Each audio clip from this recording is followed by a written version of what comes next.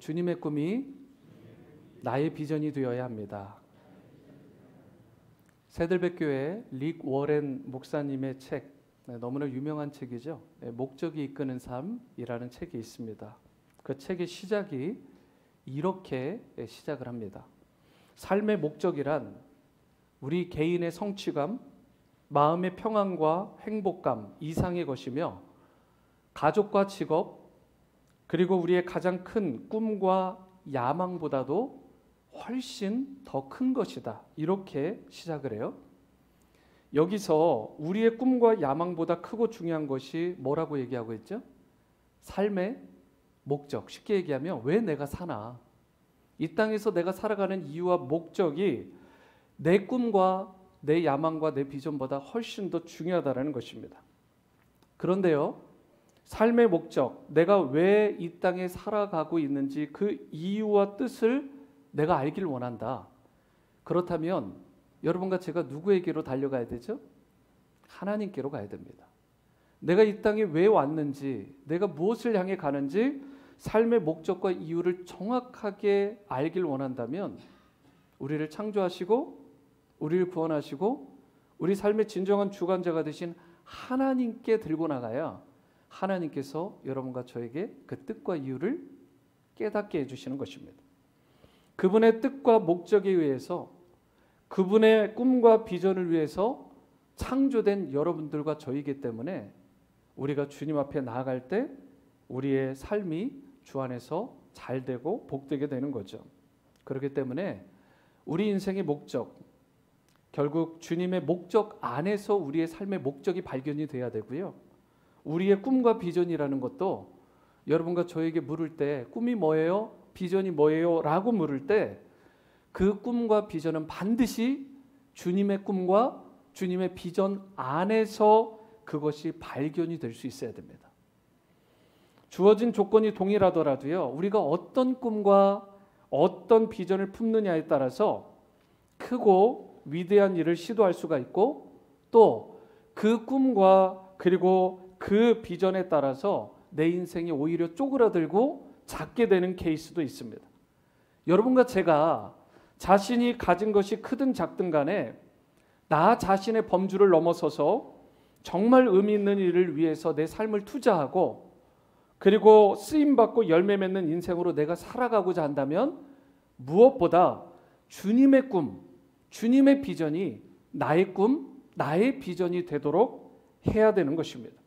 그러할 때 남들이 품을 수 없는 원대한 꿈도 품게 되고 남들이 이룰 수 없는 장대한 그러한 역사도 이루며 살아가는 복된 인생으로 살아가게 되는 것입니다. 인생이 창대해질 수도 있고요. 그리고 우리가 좁고 작게 살 수도 있는 것. 여러분과 제가 자신이 가진 것이 크든 작든 간에 항상 우리의 모든 삶은 주님의 뜻과 주님의 비전과 주님의 꿈 가운데에서 나의 삶이 진행되고 세워지고 성취가 되어져야 된다는 사실. 홍콩의 리커싱이라는 분이 있습니다. 한 번쯤은 들어보셨을 거예요. 리커싱. 그런데 이분이 돈의 가치, 돈이 얼마나 가치 있느냐, 돈의 진짜 가치는 무엇이냐, 이러한 부분에 대해서 이렇게 표현을 했어요. 돈의 가치는 그것이 가지고 있는 1불, 10불, 100불과 같은 액면가에 있는 것이 아니라 그것이 어떻게 쓰임 받느냐에 달려있다. 이런 이야기를 합니다. 리커싱이라는 분은 홍콩 최대 기업인 청쿵 기업의 회장이에요. 이분의 순자산이 지금 어제 제가 조사한 걸로, 그 전에는 좀 더 많았어요. 보니까 기부 금액이 너무 많아져서 그런데 어쨌든 기부를 많이 했는데도 불구하고 지금 현재 순자산이 25 빌리언 달러라고 합니다. 한화로 보니까 31조 원이에요. 31조.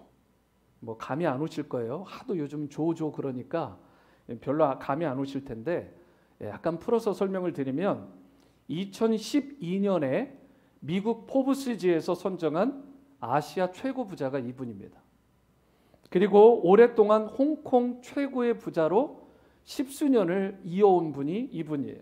그냥 뭐 홍콩에 있는 사람이 우스갯소리로 만약에 1불짜리를 사면 그 중에 뭐 한 3분의 1 정도는 리커싱의 주머니로 들어간다라고 할 정도로 대단한 부를 축적한 분이 이분이에요.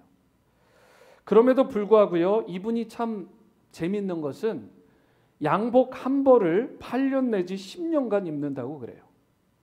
거기에다가 차도 낡은 차를 타고 다니고 또 호화 주택에 산 적이 단 한 번도 없다고 합니다. 어떻게 보면 괴짜죠. 이 정도의 돈을 가지면 그러지 않을 것 같은데, 그런데 그 뒤에 스토리가 이분의 삶을 보여주는 게 있어요. 이분은 술을 하지 않아요. 담배를 피우지 않습니다. 마약이나 도박, 유흥, 그 어느 것에도 자기의 마음을 쏟은 적이 없대요. 자신을 위해서는 매우 스트릭하고 엄격하고 인색한 분인데, 그런데 다른 사람을 위해서, 사회를 위해서는 아주 통 크게 기부하고 아낌없이 쓰는 인물로 유명한 분이 이분입니다. 그래서 많은 존경을 받아요. 이미 1980년도에 리커싱 자선단체를 세웠는데, 아시아계에서는 당연히 이 자선단체가 제일 크고요. 얼마 전까지요, 빌 게이츠의 이 게이츠 파운데이션인가요? 그 부분 다음에 가장 큰 자선단체가 이분의 자선단체일 정도로 어마어마한 그런 자선과 기부의 삶을 몸소 실천하는 분이세요. 그래서 수많은 대학들을 세웠고요. 그리고 의료의 그런 인프라를 구축하는 일에 중국 본토와 홍콩 그리고 세계 각지에 기여한 바가 크고요. 학술 또 연구 분야에도 엄청난 돈을 자기 사비를 또 털어가지고요. 그렇게 많이 했던 분입니다. 그리고 전 재산의 3분의 1을 이미 사유에 지원을 이렇게 기탁을 했고, 앞으로도 자신의 재산을 할 수만 있다면 더 많이 기부하겠다라고 하신 분이 이분이에요. 여러분 아시는 것처럼 홍콩이 국가보안법이라는 것이 몇 년 전에 아주 큰 이슈가 됐잖아요.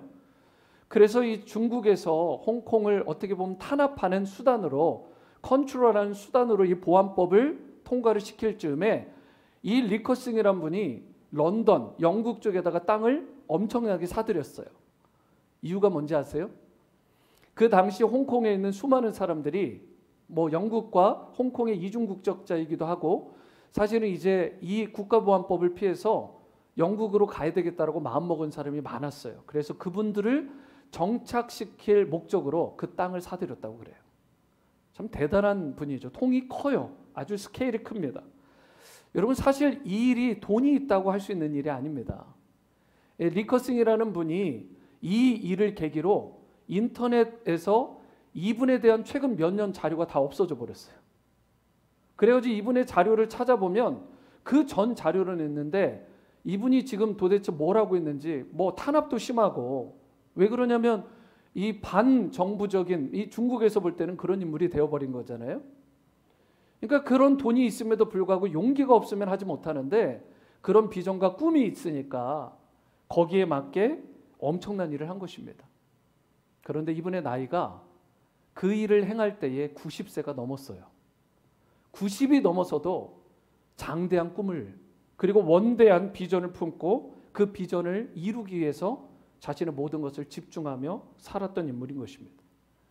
여러분 이처럼 우리가 인생을 살면서 마음에 어떤 꿈, 어떤 비전을 품느냐에 따라 우리의 삶의 가치와 맺게 되는 열매가 달라져요. 특별히 여러분과 저는 예수님을 믿고 예수님을 따르는 예수님의 제자들이잖아요. 그렇다면 세상과는 구별된 꿈과 비전을 가져야 되는 거 아니겠어요? 하나님 나라의 원대한 꿈과 비전을 품고 살아가는 그런 하나님 사이즈의 비전과 꿈에 걸맞는 인생으로 살아가야 되는 것입니다.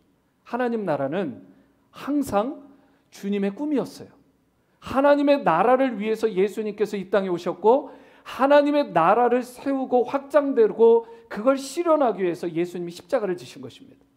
하나님의 나라는 언제나 예수님의 꿈이었고 비전이었어요. 그렇기 때문에 예수님을 따르는 여러분과 저에게도 하나님의 나라가 우리의 꿈과 비전이 되어야 되는 것입니다. 하나님의 나라에 대한 이 꿈과 비전을 품어야 여러분과 저가 위대한 하나님의 백성, 하나님의 성도답게 열매 맺으며 살아가게 되는 것입니다. 이처럼 우리가 추구해야 될 최고의 가치, 영원한 비전이 주님의 나라, 하나님의 나라인데요. 우리가 어떻게 할 때 주님 나라의 꿈을 나의 비전으로, 우리의 비전으로 품고 살아갈 수 있을까? 오늘 본문을 통해 여기에 대한 말씀을 나누고자 합니다. 첫 번째, 주님의 꿈이 나의 비전이 되는 그런 창대하고 쓰임받는 인생이 되려면 드리는 것이 은혜다. 이것을 알아야 돼요. 드리는 것이 은혜임을 알아야 합니다. 일반적으로 은혜라고 하면 여러분 뭐라고 하시겠어요? 제가 여기 있는 여러분들에게 은혜가 뭡니까? 라고 묻는다면 그래도 조금 어느 정도 아시는 분은 이렇게 얘기하실 거예요. 하나님의 선물이요. 하나님이 주신 모든 것이요. 그렇게 이야기를 하시겠죠. 여러분, 은혜라는 것은 값없이 주시는 거예요. 하나님의 편에서 값없이 주시는 하나님의 선물입니다. 맞죠? 그런데요, 오늘 본문을 보시면, 이 본문을 좀 자세히 집중해서 보시면 은혜에 대해서 다른 관점에서 설명을 하고 있어요. 그게 뭐냐면 1절을 보세요. 형제들아, 하나님께서 마케도니아 교회들에게 주신 은혜를 우리가 너희에게 알리노니 마케도니아 교회들에게 주신 은혜가 있다, 이렇게 이야기를 해요. 그럼 대부분 생각할 때 마케도니아 교회가 하나님이 주신 물질의 복도 받고 시련과 환난도 없고 형통케 되고 막 교회도 부흥하고 그렇게 잘 되는 은혜를 받았나 보다라고 생각할지 모르지만요, 여기서 말하는 은혜는 그런 은혜가 아닙니다. 2절을 연결해서 봅니다. 2절, 환난의 많은 시련 가운데서 그들의 넘치는 기쁨과 극심한 가난이 그들의 풍성한 연보를 넘치도록 하게 하였다. 마케도니아 교회들이요, 극심한 가난과 극심한 시련 가운데 있었어요. 우리가 알고 있는 은혜와는 좀 거리가 멀어 보이지 않아요? 우리는 은혜 받았다고 하면 막 건강의 복도 받고 물질의 복도 받고 뭐가 잘 형통해야 은혜라고 생각하는데, 지금 성경에서는 뭐라고 얘기하냐면 정반대예요. 시련이 얼마나 심한지 극심한 시험, 극심한 환난, 극심한 역경 가운데 있다라고 이야기를 해요. 가난도 그냥 가난이 아닙니다. 극심한 가난이에요. 그런데 여러분, 그러한 상황에 대해서 지금 뭐라고 이야기를 하고 있어요? 은혜라고 이야기를 하고 있어요. 여러분, 우리가 그동안 알고 있던 은혜에 대한 패러다임하고는 좀 다른 이야기를 하고 있는 거예요. 마케도니아 교회들이 극심한 가난과 시련에도 불구하고요, 예루살렘 교회 성도들, 자기보다 더 어려운 본토에 있는 마더 처치를 돕기 위해서 거기에 풍성한 연보를 드릴 수 있게 된 것, 풍성한 헌금을 그 어려운 상황 가운데서 드리게 된 것을 그레이스, 은혜다라고 이야기를 하고 있다고요. 4절 말씀도 보세요. 이 은혜와 성도 섬기는 일에 참여함에 대하여 우리에게 간절히 구하니, 여기서 말하는 이 은혜와 성도 섬기는 일도 역시 헌금, 곧 연보를 말하는 것입니다. 자신이 받은 것이 아니라 자신이 오히려 하나님께 드리는 것이 은혜다라고 이야기를 하고 있는 거예요. 저를 따라해 보시죠. 하나님께 드리는 것이 은혜입니다. 여러분, 은혜의 패러다임에 대해서 주님으로부터 받는 것도 은혜이지만 지금 내가 이런 척박한 어려운 상황에서도 불구하고 하나님께 이렇게 드릴 수 있는 것이 은혜입니다 라고 고백하는 이 성도들과 사도 바울의 고백. 자신이 받은 것이 은혜가 아니라 자신이 하나님의 나라를 위해서 주님의 그 꿈을 이루는 일에 쓰임받고 그래서 열매 맺는 인생으로 살아가게 된 이 모든 것이 은혜라고 이야기를 하고 있는 거예요. 여러분, 이게 굉장히 중요한 사고의 전환입니다. 패러다임 시프트라고 하죠. 물론 우리가 받은 것이 은혜예요. 우리가 하나님으로부터 받은 것이 얼마나 많습니까? 셀베이션, 구원도 받았어요. 이터널 라이프, 영생도 받았어요. 소망도, 우리의 신분도, 우리의 특권도, 우리가 지금 누려서 얻게 된 모든 것들이 은혜, 그야말로 하나님의 은혜잖아요. 모든 것이 하나님의 은혜죠. 그러나 만일 여러분들이 생각해 보세요. 내가 받은 것만 은혜라고 생각을 한다면 어떻게 될까? 내가 은혜 받았네 하고 멈추는 인생이 되면 어떻게 될까요? 저와 여러분들 주님 나라를 위해 주님의 꿈을 이루는 일에 어떠한 일에도 쓰임받지 못하는 인생이 됩니다.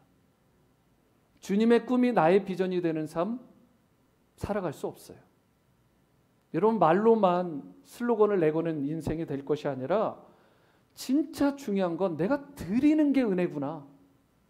내가 하나님 나라를 위해서 주님의 그 꿈과 뜻을 위해서 나의 가진 모든 것들, 시간이든 물질이든 젊음이든 삶이든 내게 주신 것들을 하나님 앞에 기쁨으로 자원해서 드리는 이 모든 것이 은혜라는 이 사고의 전환.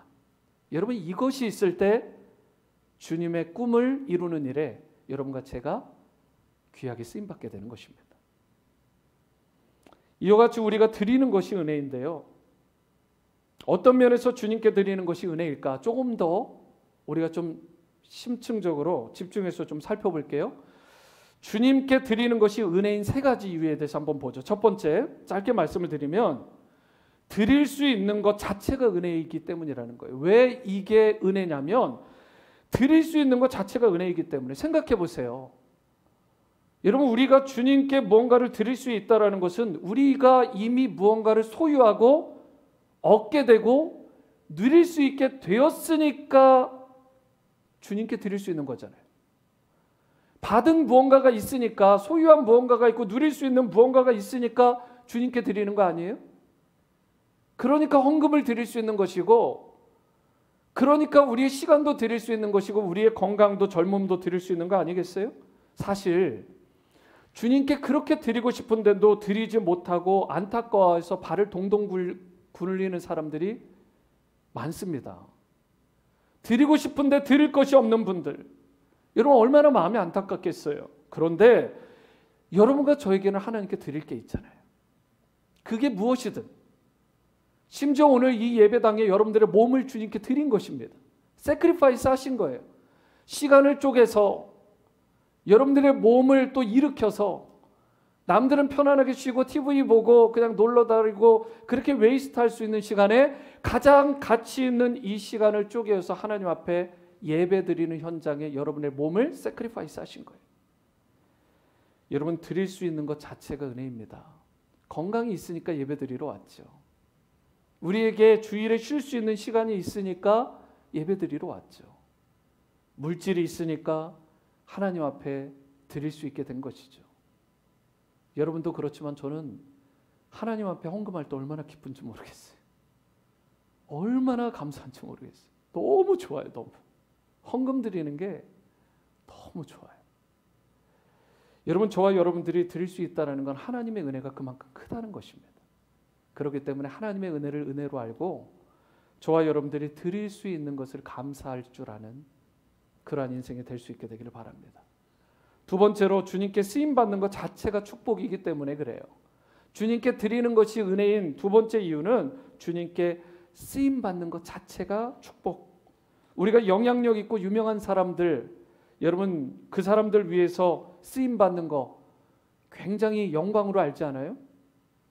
저희 아버님은 약주를 좋아하셨는데 약주를 한잔 하시면 자랑삼아 이야기하시는 게 있습니다. 모 국회의원이 있어요. 그분의 보좌관을 하신 이력이 있는 거예요. 국회의원 보좌관. 근데 그분이 정말 소위 대권 후보까지 올라가실 정도로 굉장히 영향력 있던 시점입니다. 저희 아버지가 그걸 막 자랑삼아 얘기를 하시는 거예요. 약주만 한잔 하시면. 사람을 위해서 여러분 그렇게 쓰임받고 사람과의 관계에 있어서도 그렇게 희열을 느끼고 기쁨을 느끼는 거예요. 여러분 BTS라는 그룹이 있잖아요.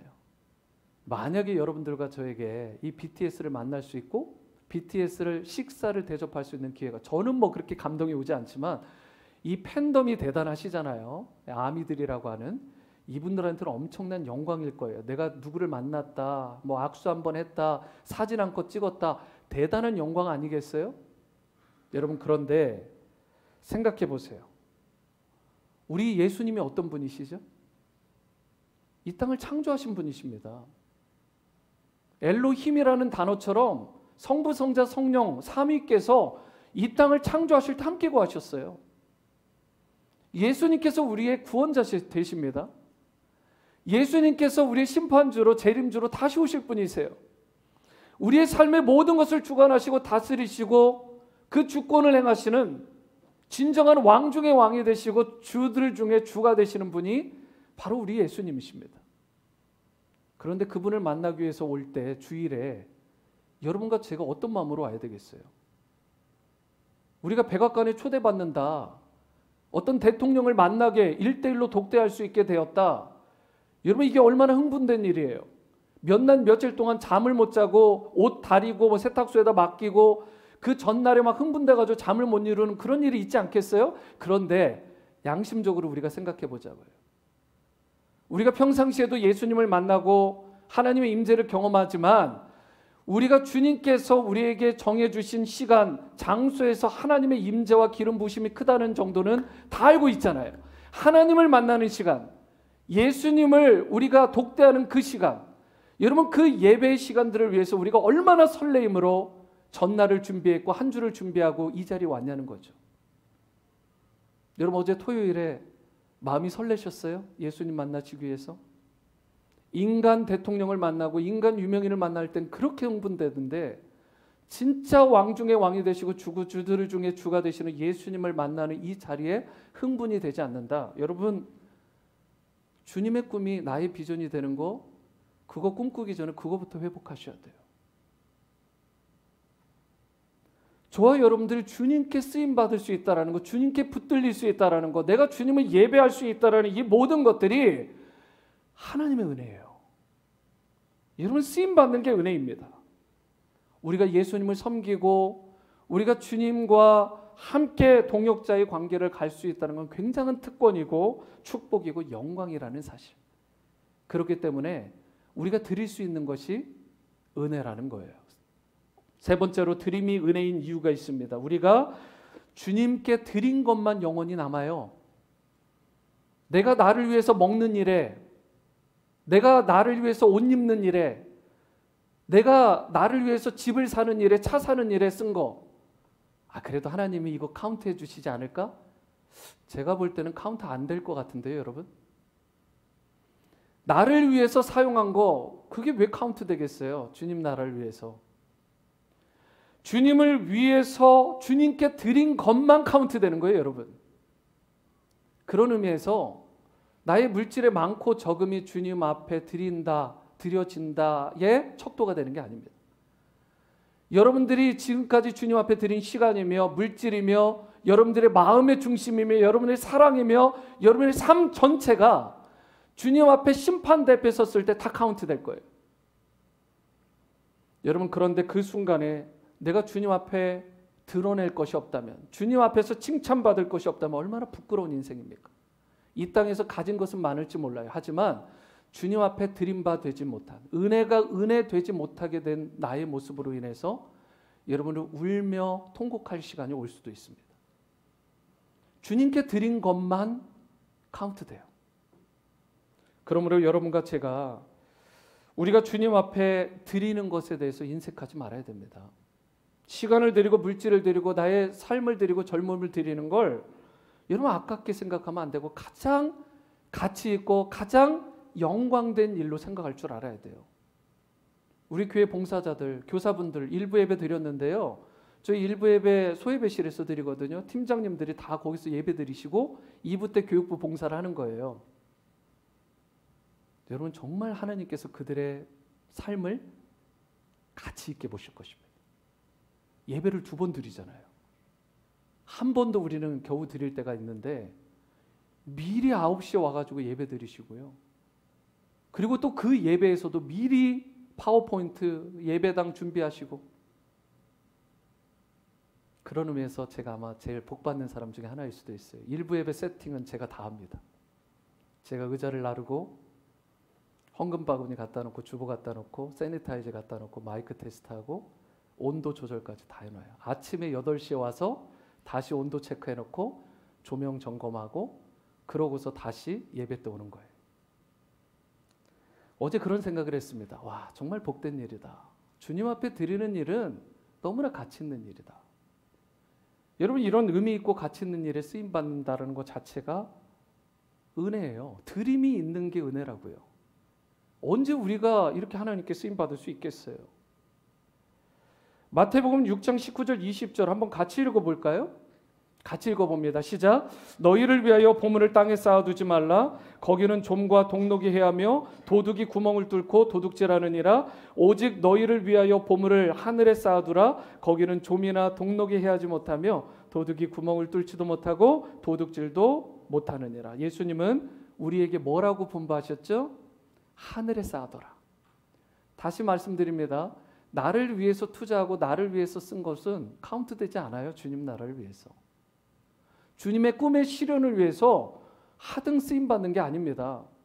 하지만 오늘 뭐라고 말씀하냐면 하늘의 보물 쌓아라. 그런 인생은 그것이 시간이 되든 물질이 되든 개인의 삶이 됐든 하나님께서 다 가치 있게 보시고 카운트해 주셨다가 나중에 만날 때 와, 잘했다. 네가 이렇게 충성했으니까 가장 존귀한 것으로, 가장 진귀한 것으로 너에게 아낌없이 부어주겠다. 평생 누리게 하겠다라고 말씀하시는 거예요. 여러분, 하늘에 쌓아두십시오. 땅에 썩어질 것에 투자하지 마시고 하늘에 투자하는 여러분과 저, 이것이 바로 영적으로 깨어있는 의식 있는 사람이고 주님의 꿈이 나의 비전이 되는 삶의 특징이에요. 여러분, 이덕주 목사님이 쓴 한국교회 처음 이야기라는 책에 보면 공주읍교회, 지금 공주시가 되었죠. 그 당시에는 공주읍교회라는 이름이었는데 거기 교회의 마당 구석에 아주 고풍스럽게 서 있는 공덕비, 기린비가 있어요. 비석이 하나. 그런데 그 비석에 대한 일화가 그 책에 써 있습니다. 일제시대였는데요. 공주읍교회의 성도였던 양두현, 지루두 부부. 이 지루두라는 분은 이름이 정말 독특하시더라고요. 지루두. 그런데 이분이 아내 되십니다. 근데 아내의 믿음이 훨씬 더 좋으셨대요. 굉장히 극찬을 받던 믿음이었는데 이 기념비는 1939년에 세워지게 됐는데요. 1920년대에 무슨 일이 있었죠? 미국에 대공황이 있었어요. 그래서 선교사님들이 많은 물질 가지고 한국에다가 쏟아붓듯이 그 교회에 성금해주면 한국 교회에다가, 그리고 한국의 목회자들이나 교역자들 그렇게 사례비도 주시고 그런 일들을 선교비로 다 충당을 하셨다고요. 그런데 이 경제 공황으로 선교비가 끊기니까 어떻게 되겠어요? 당장 교회가 어려움을 겪게 되는 거죠. 그때에 이 상황을 전해 들은 지루도 부인이 자신의 땅 전체를 바로 이 토지를 교회에 바치겠다라고 마음에 서원을 했다고 그래요. 이걸 누가 알았냐? 남편인 양 집사님이 알게 된 거예요. 그러면 두 사이만 대화한 거예요. 지금 교회에 공포도 안 했고요. 정식적으로 서원한 적이 없습니다. 그런데 이 주루드 부인이 그만 안타깝게도 세상을 먼저 떠났어요. 그러면 이 일이 있었던 상황을 이 남편 양 집사님 알고 있고 얘기도 안 했으니까 덮어버릴 수 있잖아요. 그런데 양 집사님이 어떻게 하셨냐? 이 남편도 대단하세요.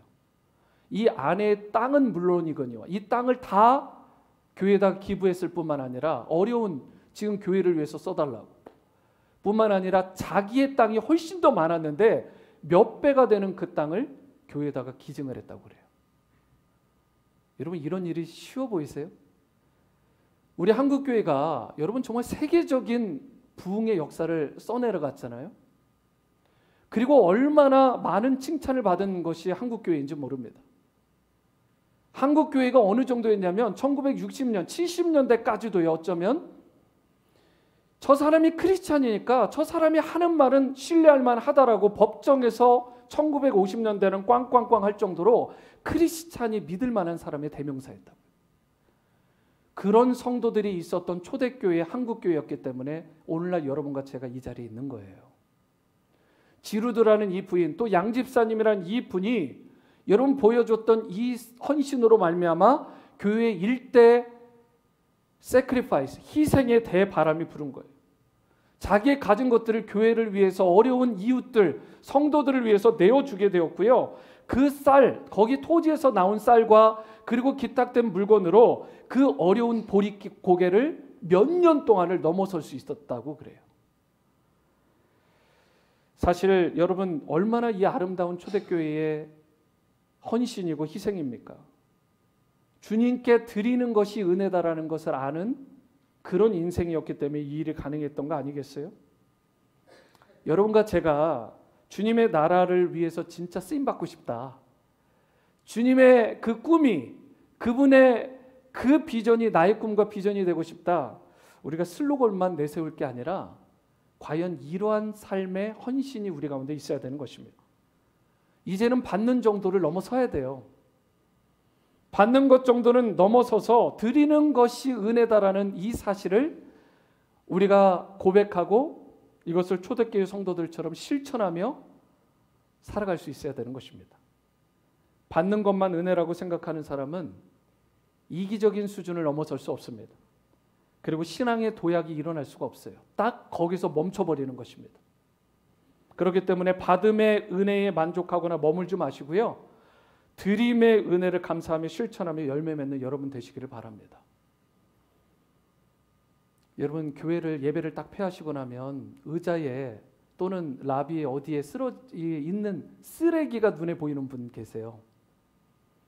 하나님이 다 카운트하십니다.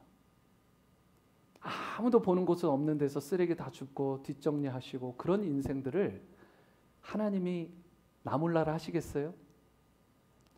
여러분, 그것도 드림이라고요. 하나님께 드림이 있는 생, 그러한 삶이 여러분 크고 작고를 떠나서 주님의 꿈이 나의 비전이 되는 삶이고, 그리고 주님의 뜻과 주님의 나라를 위해서 쓰임받는 귀한 인생으로 열매 맺으며 살아갈 수 있게 되는 것입니다. 저는 여러분과 제가 이제 받는 것으로 만족하지 않고 주는 것, 드리는 것이 은혜라는 사실을 기억하고 우리에게 있는 것을 기쁨으로 하나님의 나라와 영광을 위해 주님의 꿈을 이루는 일에 드릴 수 있게 되기를 주님의 이름으로 축원합니다. 두 번째이자 마지막은 주님의 꿈이 나의 비전이 되는 삶을 살려면요, 저를 따라해 보시죠. 자발적인 희생. 한 번 더요. 자발적인 희생. 자발적인 희생을 드려야 된다라는 거예요. 우리 교회 새가족반 다 수료들 거의 하셨잖아요. 네 번째 주제가 뭐죠? 교회 생활을 어떻게 할 것인가. 하도 오래돼서 기억 안 나는 분들도 있을 거예요. 제가 리마인드를 잠깐 시켜드리면 그 사과 가운데 소 타이틀들이 있습니다. 그 첫 번째가 예배, 그리고 두 번째가 목양, 소그룹 생활, 그리고 양육, 그리고 사역, 훈련, 사역과 섬김 체계에 대해서 네 번째까지, 그리고 다섯 번째가 뭔지 아세요? 그 타픽 가운데, 소 타이틀 가운데 헌금 생활이 있습니다. 그리고 제가 거기다가 가로 열고 뭐라고 되어 있냐면 물질의 청지기 이렇게 써놨어요. 물질의 청지기. 그 내용 가운데 첫 문장이 뭐라고 시작되느냐? 헌금은 돈이 아닙니다. 헌금은 우리의 신앙을 표현하는 신앙 고백입니다. 예수님께서는 너희 보물이 있는 곳에 너희 마음도 있다고 하셨습니다. 헌금은 우리의 마음을 주님께 표현하는 것입니다. 제가 생각할 때 이것이 가장 좋은 헌금에 대한 표현이어서 제가 그 첫 줄에다가 이렇게 쓴 거예요. 여러분, 이와 같이 우리의 마음을 드리고 신앙을 고백하는 행위가 무엇이냐? 그게 헌금이라고요. 솔직히 여러분들, 우리가 헌금 생활하는 거 쉬운가요? 어려운가요? 제가 이 한국에 있는 모 앙케이트 이 통계 자료에 따르면 11조를 하는 크리스천이 50%라고 그래요. 이 말은 저희 교회는 제가 잘 몰라요. 누가 헌금을 하시는지 뭐 제가 전에도 말씀드렸지만 제가 잘 모르거든요. 솔직히 알려달라고도 안 하고. 그런데 어쨌든 50%라면 우리 교회는 어느 정도일까? 제가 이게 퀘스천인 거예요. 그 말은 헌금 생활하는 게 그만큼 어렵다는 것입니다. 쉬운 거 아닙니다. 이와 같이 이런 헌금 생활이 어려운데요. 이 김서택 목사님이라는 분이 고린도후서 강해 집에 보니까 이런 말을 써놓으셨어요. 아무리 교회이고 하나님의 백성이라고 해도 역시 돈이라고 하는 부분은 예민한 문제입니다.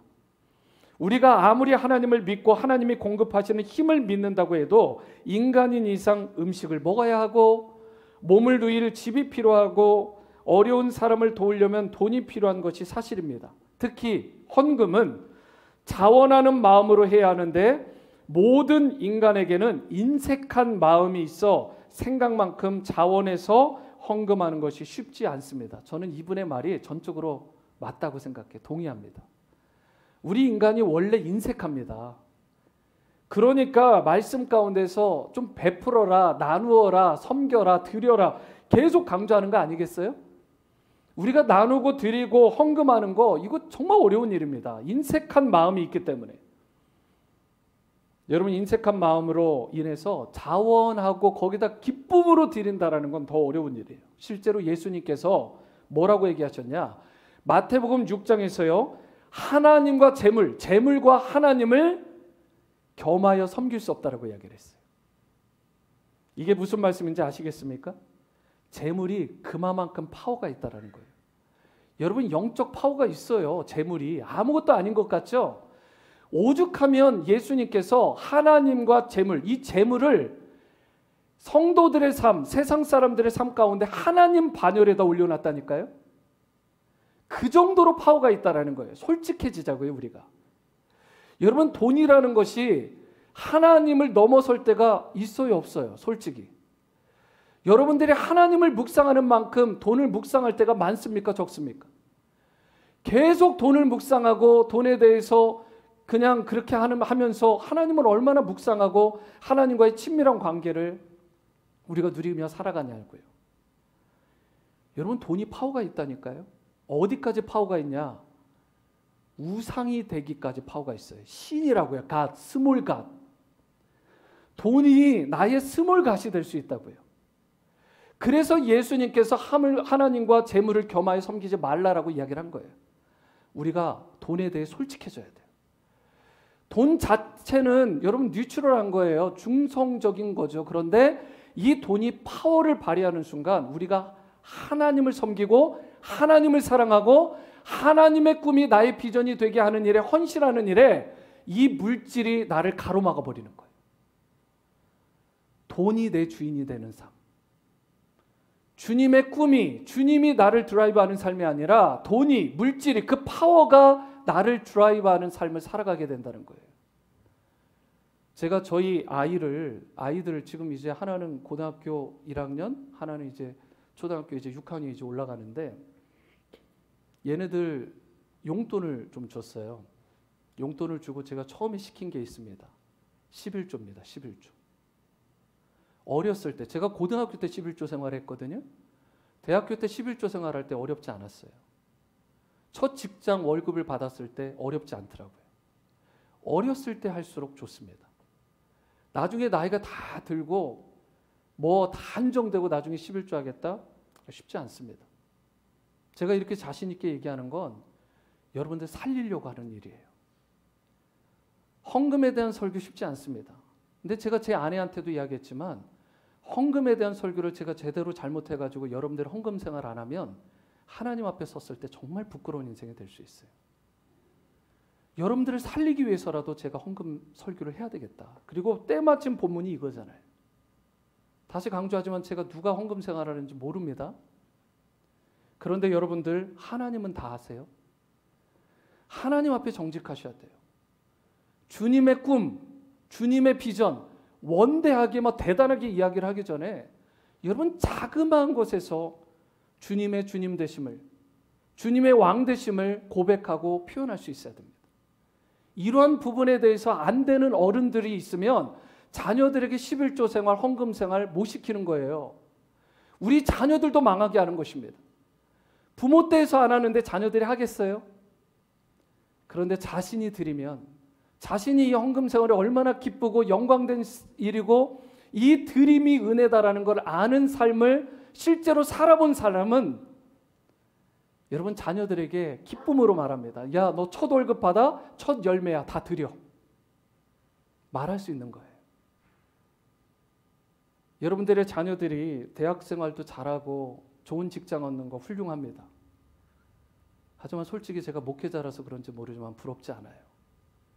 하지만 첫 월급을 받아서 하나님 앞에, 저희 교회 드리라는 말 아닙니다. 그 자녀가 속한 교회에서 하나님께 드리는 거죠. 향기로운 제물. 첫 열매를 드렸다면 여러분 그것이 하나님께 드림받고 하나님께 카운트되는 거 아니겠어요? 여러분 우리의 삶 가운데 헌금을 드릴 때 바르게 알고 바르게 드려야 됩니다. 내 기준에 내 가치가 아니에요. 헌금은 어떻게 드려야 되느냐? 짧게 세 가지요. 첫 번째, 희생의 원리가 거기에 들어가 있어요. 희생의 원리. 헌금에 sacrifice, 내가 희생하는 것이 들어가 있지 않고 남으니까 드리자. 짜투리 돈 드리자. 헌금 아닙니다. 내가 지금 생활이 어려워요. 빈궁해요. 힘들죠. 지금 마케도냐 교회 성도들이 그랬다고요. 지금 뭐라고 얘기하고 있어요? 2절 말씀 보세요. 환난의 많은 시련 가운데서 그들의 넘치는 기쁨과 뭐래요? 극심한 가난이 있는 상황인데 하나님께 드렸어요. 많이 있다고 헌금 생활 잘하는 게 아닙니다. 내 마음 가운데 하나님을 위해서 아낌없이 드리고자 하는 sacrifice, 희생의 마음이 있을 때 하나님께 드리는 거예요. 여기서 극심한 가난이 여러분들 마음에 와닿지 않을 수 있는데요. 어느 정도 극심한 가난이냐면 이게 원어적인 의미로 바닥에 완전히 떨어져서 더 떨어질 곳조차 없는 극심한 가난의 상태가 이 단어를 쓴 거예요. 얼마나 가난한지 아시겠죠? 쉽게 얘기하면 찢어지게 가난한 거예요. 저는 목회자고 제가 마음이 약해서 여러분들에게 감히 그렇게 하라라고 말할 수도 없고요. 제가 그렇게 말한 적도 없습니다. 말할 수 없어요. 그런데도 불구하고 성경은 뭐라고 얘기하냐면 그렇게 어려운 상황 가운데서도 하나님께 드림받은 인생을 살아가라라고, 그게 sacrifice, 하나님께 받으실 만한, 하나님이 받으실 만한 향기로운 제물이 된다라고 이야기를 하고 있어요. 과부의 2렙돈 기억나시죠? 부자의 드린 것보다 그게 크다라고 이야기를 하시잖아요. 희생이 없는 드림은 헌금이 아닙니다. 그렇기 때문에 여러분들 희생이 있는 연보, 희생이 있는 예물을 드릴 수 있어야 돼요. 두 번째, 자발적으로 드려야 돼요. 자발적인 원리. 3절과 4절은 같이 읽습니다. 시작. 내가 증언하노니 그들이 힘대로 할 뿐 아니라 힘에 지나도록 자원하여 이 은혜와 성도 섬기는 일에 참여함에 대하여 우리에게 간절히 구하니. 이것이 자발적인 원리잖아요. 헌금이라는 것은 기뻐서 해야지 억지로 하거나 남의 눈치 때문에 하게 되면 바른 헌금이 될 수 없습니다. 주님의 은혜에 반응해서 자발적으로 기쁨으로 드리는 헌금, 이러한 헌금을 주님이 기뻐하세요. 세 번째, 자신을 먼저 드리는 원리입니다. 헌금은 바르게 드려야 되는데 헌금을 드리기 전에 자신을 먼저 드릴 수 있어야 된다는 거예요. 그게 하나님께 향기로운 헌금이 된다는 거예요. 5절 보세요. 우리가 바라던 것뿐 아니라 그들이 먼저 자신을 주께 드리고 또 하나님의 뜻을 따라 우리에게 주었도다. 우리가 물질을 드리기 전에 먼저 무엇을 줘야 된다라고 하죠? 5절을 다시 보시면 우리 자신을 먼저 드려라. 우리 자신이 뭔데요?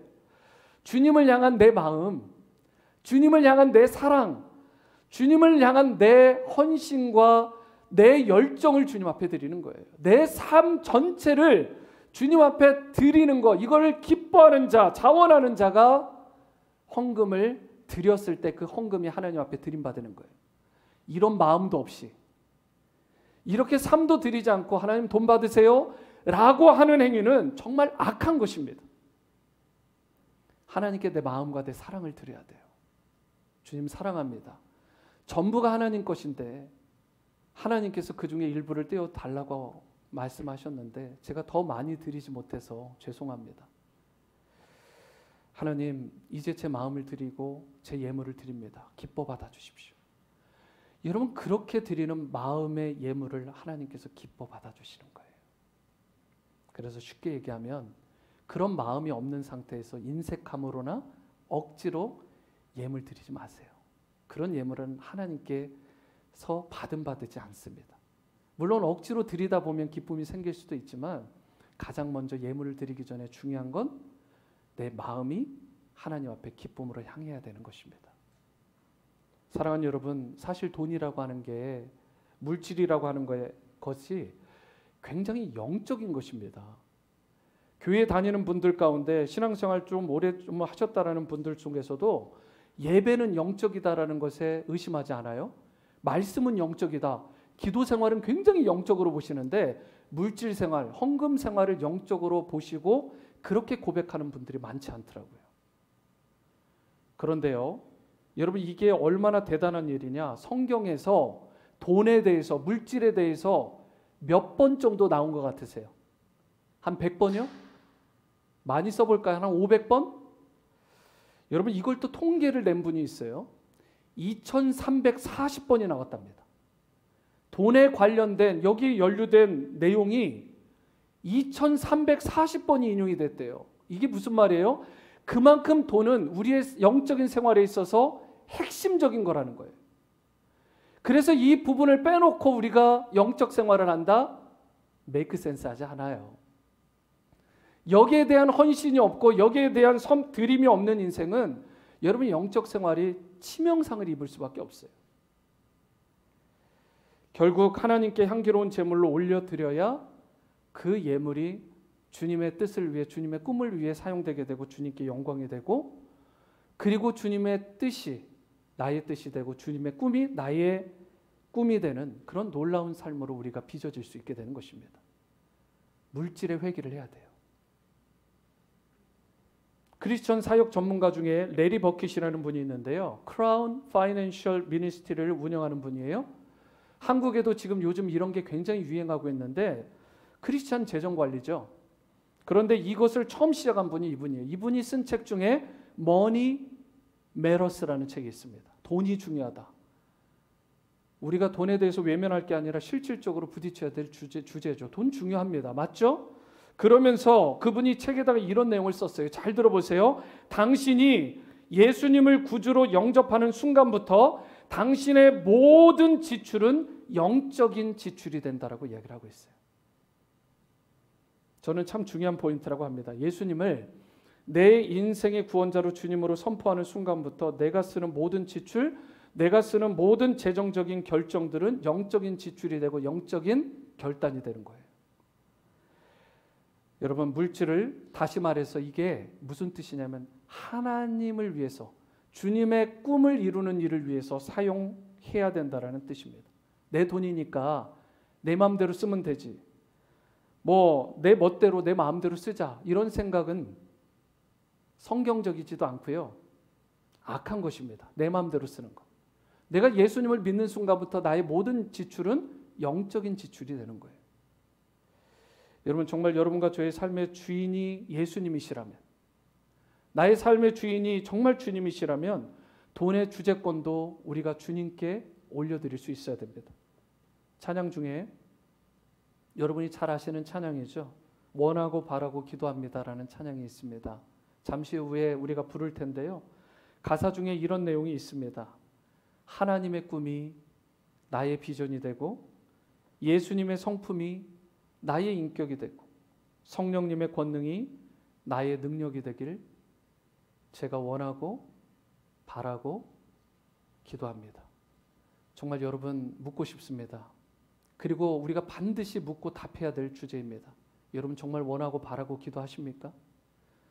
하나님의 꿈이 나의 비전이 되는 삶, 하나님의 뜻이 나의 뜻이 되는 삶. 여러분 이걸 정말 원하신다면 저와 여러분들의 삶 가운데 나의 인생의 주인이 주님이심을 고백하고 나에게 주어진 모든 것들을 주님 앞에 기쁨으로 돌려드릴 수 있는 바른 청지기로 살아갈 수 있게 되기를 바랍니다. 그러할 때 주님께서 여러분과 저의 삶을 책임져 주시고요. 저와 여러분들의 모든 것들을 더 많은 것들로 채워주시고 특별히 인생의 위기가 왔을 때 그 인생을 주님이 외면하지 않으십니다. 반드시 그 인생을 세워주시고 그리고 형통케 하시고 다시 뛰어서 하나님 나라와 영광을 위해서 귀하게 열매 맺게 하는 인생으로 세워주실 것입니다. 이런 복된 인생으로 살아가시는 여러분과 저의 삶, 하나님의 꿈이 우리의 비전이 되는 놀라운 인생으로 일평생 살아가는 여러분, 여러분의 자녀들 다 되시기를 주님의 이름으로 축원합니다.